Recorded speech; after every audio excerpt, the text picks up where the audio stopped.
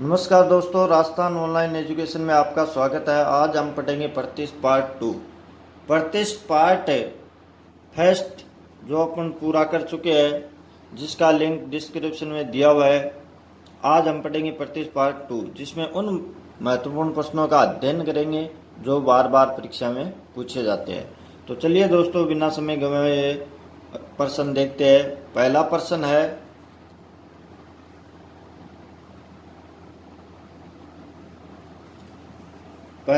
है किसी भिन्न के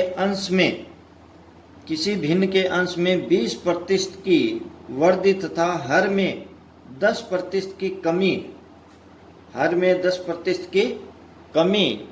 करने पर भिन्न का मान 16/21 हो जाता है। 16/21 हो जाता है। मूल भिन्न कौन सी है? तो अपने को दिया है भिन्न के अंश में 20% की वृद्धि और हर में 10% की कमी। तो देखिए मित्रों, मूल भिन्न है। मूल भिन्न क्या मान लेंगे? x/y। मूल भिन्न क्या मान लेंगे? x/y। अब अंश में 20% की वृद्धि, यानी अंश बटे हर, अंश में 20% की वृद्धि, तो x में 20% यानी 120 बट्टे क्या कर देंगे? 100। 120/100। आगे हर में 10% की कमी, हर क्या है? y बट्टे y में 10% की कमी, 100 माइनस कमी होता है, तो यानी 100 में से 10 घटाया तो कितने आए? 90/100 बराबर कमी करने पर भिन्न का मान 16/21 बराबर क्या हो जाता है? 16/21। तो मूल भिन्न ज्ञात कीजिए, x/y का मान ज्ञात कीजिए।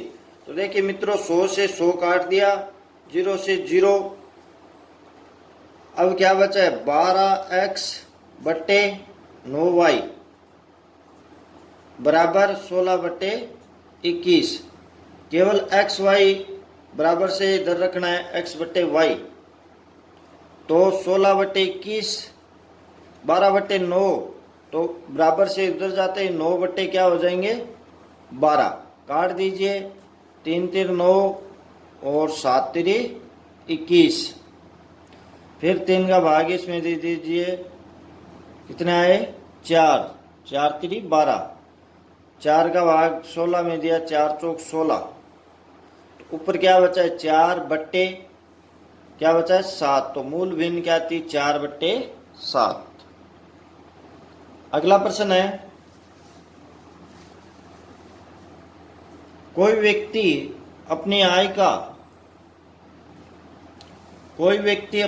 का 20% भोजन पर, 30% किराए पर तथा 10% मनोरंजन पर खर्च करता है। यदि ऐसे करने के बाद उसके पास 8,000 रुपये शेष बचते हैं, तो ज्ञात करें कुल आय कितनी थी? तो मित्रों हल करेंगे। कुल आय क्या मान लेंगे? कुल आय 100 रुपये। कुल आय क्या मान लेंगे? 100 रुपये। अब देखिए मित्रों, कोई व्यक्ति अपनी आय का 20% भोजन पर, अब 100 रुपये में से 20% यानी 20 रुपये भोजन पर कितने खर्च कर देता है? 20 रुपये। भोजन पर 30% किराए पर, अब 100 में से 30 रुपये क्या कर देगा? किराए पर 30 रुपये तथा 10% मनोरंजन पर, और अपने ने क्या आय कितने मानी है? 100 रुपये मानी है, इसलिए 10% मनोरंजन में, यानी 100 का 10% 10 ही होता है। तो मनोरंजन पर कितना? 10 खर्च करता है। यदि ऐसे करने के बाद उसके पास 8,000 रुपये, तो 3 पे खर्च कितने कर दिए? 30 20 50 10 60 खर्च करने के बाद 100 में से कितने बचे? 40। कितने बचे? 100 में से 60 खर्च कर दिए तो कितने बचे? 40। अगर 40 शेष बचे तो उसकी आय क्या मानी थी? 100 रुपये। क्या मानी थी? 100 रुपये। और प्रश्न में कितने बता रहा है? यदि ऐसे करने के बाद उसके पास 8,000 रुपये, अगर 40 रुपये बचत है तो कुल आय थी 100 रुपये, और 8,000 बचत है तो कुल आय क्या होगी? 100 बट्टे क्या लिख देंगे 40 इंटू 8,000। काट दीजिए मित्रों, 0 से 0, 4 दूनी 8। अब 200 को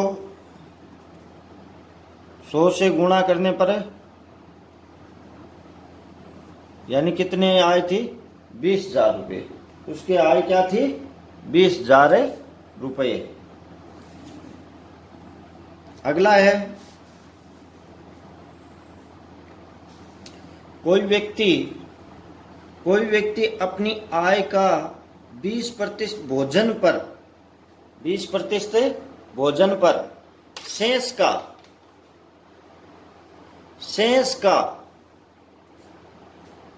25% किराए पर। देखिए मित्रों, यहां एक नाम आया शेष का, यानी भोजन पे खर्च करने पर फिर जो रुपये बचता है उसका 25% किराए पर तथा शेष का 33.1/3% कपड़ों पर खर्च करता है। यदि उसकी बचत 4,000 रुपये है तो उसकी आय ज्ञात कीजिए। तो देखिए मित्रों,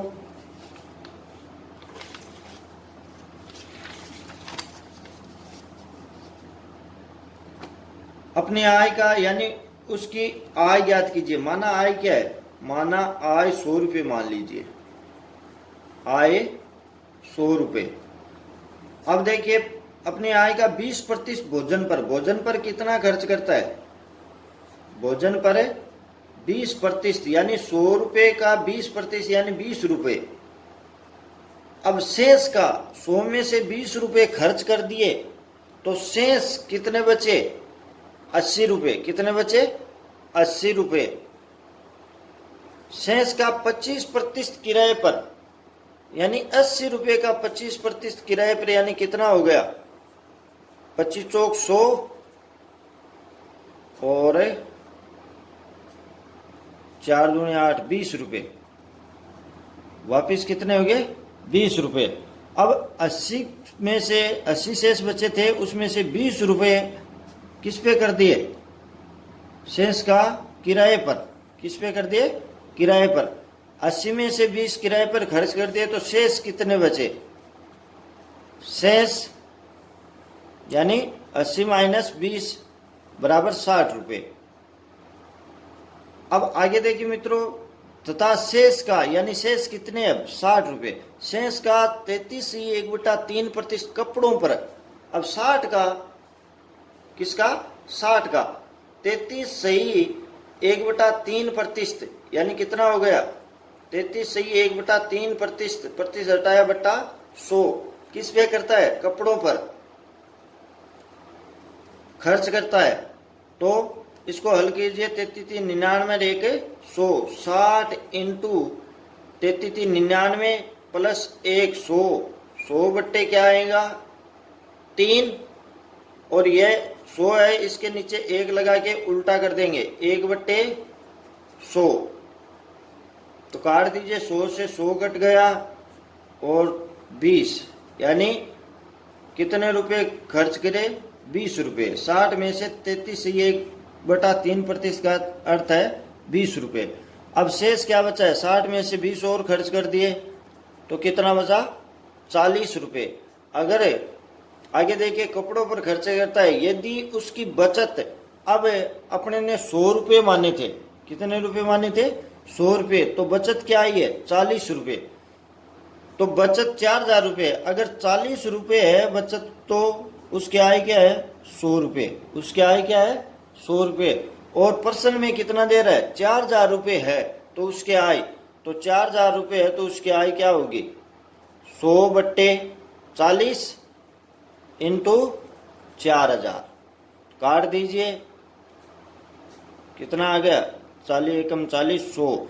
100 को 100 से गुणा करने पर कितनी आय आएगी 10,000 रुपये। उसकी आय क्या थी 10,000 रुपये। अगला है, कोई व्यक्ति अपनी आय का 20%, देखिए मित्रों, कोई व्यक्ति अपनी आय का 20% बचत करता है। 20% क्या करता है, बचत करता है। 20% बचत करता है यदि उसकी आय में 20% की वृद्धि, आय में 20% की वृद्धि तथा खर्च में 10% की वृद्धि हो जाती है तो ज्ञात करें बचत पर कितना प्रभाव पड़ेगा। बचत पर कितना प्रभाव पड़ेगा। तो क्या बोल रहा है, कोई व्यक्ति अपनी आय का 20%, तो इसमें एक फार्मूला आता है, आय बराबर खर्च प्लस बचत। यानी अपना खर्च और अपने पास जो बचत है वो दोनों को जोड़ेंगे तो क्या होगी, अपनी आय होगी। यानी अपनी आय उतनी तो है जितना अपने खर्च किया है और बचत है, दोनों को जोड़ेंगे उतनी क्या होगी, आय। तो मान लीजिए पहले आय 100 रुपये थी, कोई व्यक्ति अपनी आय का, आय मान लो 100 रुपये थी, आय का 20% बचत करता है। बचत कितना करता है, 100 में से 20 रुपये। तो खर्च कितना आ गया, 100 में से 20 बचत कर लिया तो खर्च 80 रुपये। खर्च कितना आया, 80 रुपये। आय में 20% की वृद्धि, उसकी आय में 20% की वृद्धि, यानी 100 रुपये थी तो 20% की वृद्धि कितनी हो गई, अब कितने रुपए हो गए, 120 रुपये हो गए। उसकी आय क्या हो गई, 120 रुपये। तथा खर्च में 10% की वृद्धि। अब देखिए मित्रों, 80 में 10% की वृद्धि करनी है तो 80 का 10% कितना हो गया, 0 से 0, 0 से 0, तो कितना हो गया, 8 रुपये। 80 में 8 रुपये की, यानी 10% कितना होता है 80 का, 8 रुपये। तो खर्च में 10% की वृद्धि हुई है, यानी 80 से कितने हो गए, 88। अब यानी बचत कितनी रही, देखिए 120 में से 88 रुपये खर्च कर दिए तो बचत क्या है, 120 में से 88 रुपये खर्च कर दिए तो बचत क्या होगी, 2 और 3, 32 रुपये। कितने रुपये होगी, 32। तो ज्ञात करें बचत पर कितना प्रभाव पड़ा। देखिए 20 रुपये बचत पहले थी, अब है 32 रुपये, तो कितने रुपये अधिक हुई, 12 रुपये। किससे अधिक हुई, 20 रुपये से। 20 रुपये से बढ़ी है, इंटू 100, 20 पंजो 100 और 12 पंजो 60, कितने, 60%। 60% क्या हुई है, वृद्धि। बचत में 60% की वृद्धि हुई है। अगला प्रश्न देखिए मित्रों, किसी वस्तु की कीमत में, किसी वस्तु की कीमत में 25% की वृद्धि होती है। 25% की क्या होती है, वृद्धि होती है। कोई व्यक्ति अपनी खपत का कितना प्रतिशत कम करे, यानी खपत यानी खर्च का कितना प्रतिशत कम करे कि उसका खर्च पहले जितना बना रहे, यानी उसकी लागत जितनी पहले थी उतनी बनी रहे। किसी वस्तु की कीमत में 25%, यानी जो वस्तु 100 रुपये में आती थी अब वह वस्तु कितने रुपए में आ रही है, 125। तो कितनी कमी करे, यानी कोई व्यक्ति अपनी खपत का कितना प्रतिशत कम करे। पहले 100 रुपये लगते थे, अब 125, तो कितना खर्च कितना कम करे कि उसका खर्च पहले जितना बना रहे, यानी मात्रा घटानी है। जैसे अपने 5 किलो चीनी आती थी 100 रुपये में, अब 5 किलो चीनी का लगता है 125 रुपये। तो अब 5 किलो की जगह कितने किलो, यानी 4 या 4.5 किलो कम यूज करे ताकि 100 रुपये ही खर्च हो, ताकि 100 रुपये ही खर्च हो। तो देखिए मित्रों, माना 100 रुपये, रुपये और वस्तु। पहले एक बार देखिए थोड़ा सा विस्तृत से, 100 रुपये में माना 100 वस्तु आती थी, 100 रुपये में 100 वस्तु। अब 25% की क्या हो गई, वृद्धि, तो कितने रुपए लगेंगे, 125 रुपये लगेंगे, लेकिन वस्तु कितनी आएगी, 100 ही आएगी। 125 रुपये लगेंगे लेकिन वस्तु कितने आएगी, 100।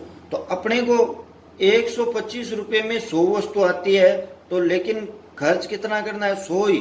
तो अब 100 रुपये में कितनी वस्तु आएगी, तो 100 बटे 125 इंटू 100, काट दीजिए, 25 पंजो 125 और 25 चौक 100, 20 पंजो 100, 20 चौक 80, अब अपने को 100 वस्तु की जगह 80 वस्तु यूज लेनी होगी, यानी कितना कम हो गया, कितना कम है, यानी पहले 100 लेते थे अब 80, तो कितने प्रतिशत कम होगी, 20%।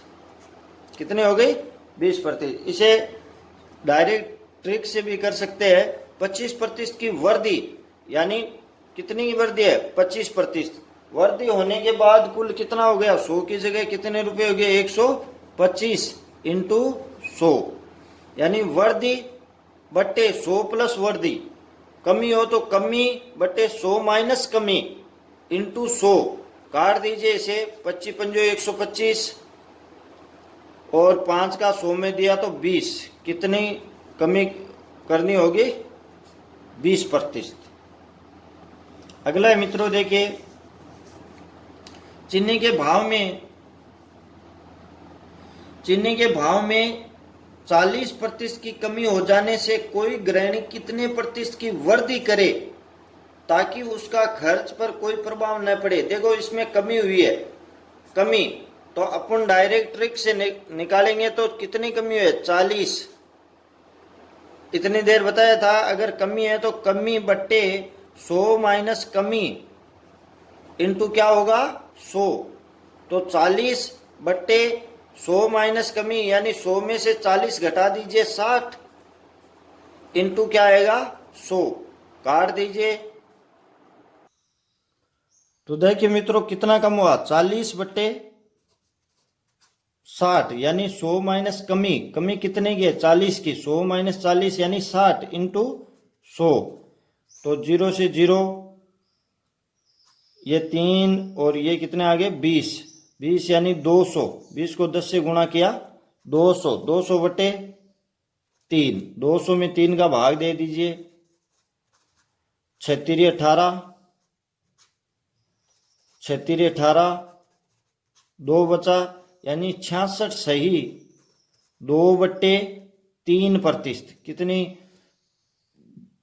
यानी गृहिणी कितने प्रतिशत की वृद्धि करे ताकि उस पर कोई प्रभाव न पड़े, यानी 66 सही 2/3% की वृद्धि करे ताकि उसके खर्च पर कोई प्रभाव नहीं पड़े। अगला है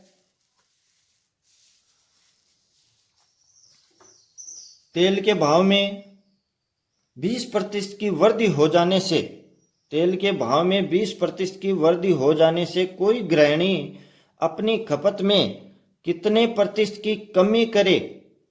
तेल के भाव में 20% की वृद्धि हो गई तो कोई गृहिणी अपनी खपत में कितने प्रतिशत की कमी करे ताकि उसके खर्च में केवल 8% की वृद्धि हो, केवल 8। तो देखिए मित्रों इसमें 20% की वृद्धि हो गई, लेकिन वह गृहिणी 100 की जगह अब केवल 8% और अधिक लगा सकती है, यानी कितने रुपए लगा सकती है, 108। तो देखिए पहले 100 रुपए में 100 वस्तु आती थी, 20% की वृद्धि यानी भाव में 20%, यानी अब 120 रुपए में 100। 20% की वृद्धि हो जाने पर अपनी खपत में कितने प्रतिशत कमी करे ताकि उसके खर्च में केवल 8% की वृद्धि हो। तो अब 120 की जगह वह कितने रुपए लगा सकती है, 108 रुपए। 120 रुपए में 100 आती है तो 108 रुपए में कितनी आएगी, 100 बट्टे 120 इंटू 108। तो काट दीजिए, 12, 0 से 0 काट दिया, 12 नमारी 108, 9 को 10 से गुणा करने पर 90। कितना आया, 90। तो अब 100 की जगह कितने रुपए खर्च करती है, यानी 100 की जगह 90 वस्तु, तो कितने प्रतिशत कम हुई, 100 की जगह 90 की तो कितने प्रतिशत कम हुई, 10%। कितने प्रतिशत, 10%। अगला है किसी वस्तु की कीमत में 20% की वृद्धि होती है। किसी वस्तु की कीमत में 20% की वृद्धि होती है तथा कोई व्यक्ति इस वजह से 120 रुपए में 2 वस्तु कम खरीद पाता है। 120 रुपए में 2 वस्तु कम खरीद पाता है तो उस वस्तु का वर्तमान व पुराना मूल्य ज्ञात करे। वर्तमान व पुराना मूल्य ज्ञात करे। तो देखिए मित्रों किसी वस्तु की कीमत में 20% की वृद्धि हो जाती है तो कोई व्यक्ति इस वजह से 120 रुपए में, देखिए कितने रुपए खर्च करता है, 120 रुपए। अगर 120 रुपए पहले लेकर जाता था और अब लेकर जाता है तो दो वस्तु क्या देता है अगला दुकान वाला, कम देता है। जैसे मान लो पहले 20 वस्तु देता तो अब कितनी देता है, 18। तो इन दो वस्तुओं का मूल्य कितना बढ़ा है वो निकालिए। तो 120 रुपए की जगह अब कितने रुपए ले जाए ताकि पूरी 20 वस्तु मिल सके, तो कितनी वृद्धि हुई है, 20% की। तो 100 प्लस वृद्धि यानी 100 प्लस 20, 120 बट्टे 100, 2 शून्य से 2 शून्य काट दीजिए, 12 12 144। अगर वह 120 की जगह 144 रुपये ले जाए तो उसे पूरी कितनी वस्तु मिल सकती थी, 20।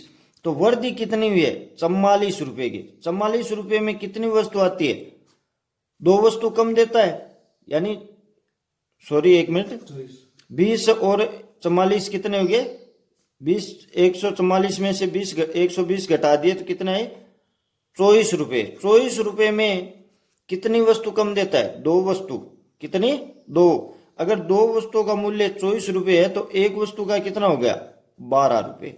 अब एक वस्तु का मूल्य कितना है, 12 रुपये। यह तो हो गया वर्तमान मूल्य। कौन सा मूल्य है, वर्तमान मूल्य। अब पुराना मूल्य अगर अपने को ज्ञात करना है तो पुराना मूल्य बराबर होता है, पुराना मूल्य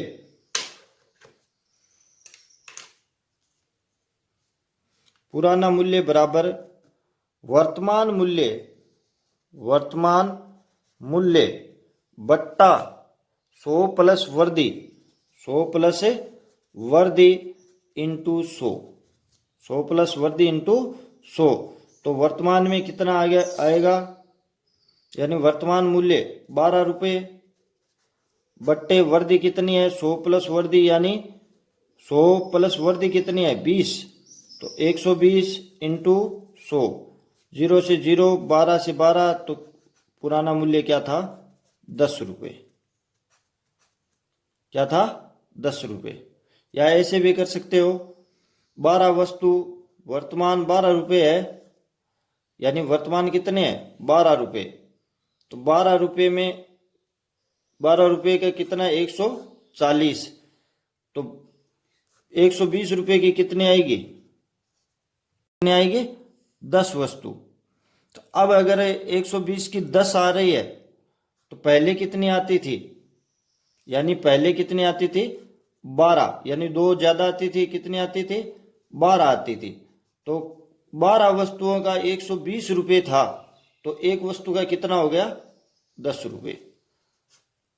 एक वस्तु का 10 रुपये। अगला है चावल के भाव में, चावल के मूल्य में 25% की कमी होने पर कोई व्यक्ति 600 रुपये में 10 केजी अधिक चावल खरीद सकता है। चावल का प्रति किलोग्राम घटा हुआ मूल्य ज्ञात कीजिए। घटा हुआ यानी वर्तमान मूल्य, घटा हुआ यानी वर्तमान मूल्य ज्ञात कीजिए। 25% की कमी, अब देखिए मित्रों, 600 रुपये में 10, 600 रुपये में 10 केजी अधिक चावल खरीद सकता है, यानी 600 रुपये ले जाता है और 10 केजी चावल पहले की बजाय अब ज्यादा ले आता है, यानी पहले 25% की क्या होगी, अब कमी 25%। हाँ तो देखिए, पहले 600 रुपये में पहले की बजाय अब 10 केजी चीनी क्या आती है, चावल क्या आता है, 10 केजी अधिक चावल। 25% की कमी होने पर, यानी 25% की कमी, तो पहले कितने, यानी पहले की बजाय अब 10 केजी अधिक आता है, तो 600 रुपये की जगह कितने रुपए कम ले जा सकते हैं, तो कितने करेंगे, 25% की कमी, यानी डायरेक्ट करेंगे 75 बट्टे 100 माइनस कमी बट्टे 100, गुणा कर दीजिए। 75 6 पंजो 30, 7 संग 42, 3 45। अब अगर वही चावल लाना चाहे तो कितने रुपए ले जाने होंगे, 450। पहले 600 रुपये, अब अगर 450 रुपये ले जाए तो उतना ही केजी चावल मिल सकते हैं। यानी अब कितने रुपए, 450 पहले की बजाय कितना कम है, 600 में से 450 घटाया यानी कितना कम है, 150 रुपये। 150 रुपये में कितने केजी चावल आ रहा है, 150 रुपये में यानी कितने केजी, 10 केजी। तो 10 केजी का मूल्य क्या है, 150 रुपये। तो 1 केजी का मूल्य क्या होगा, 150 बटे 10 यानी कितने रुपए होंगे, 15 रुपये। तो वर्तमान या घटा हुआ मूल्य कितना है, 15 रुपये।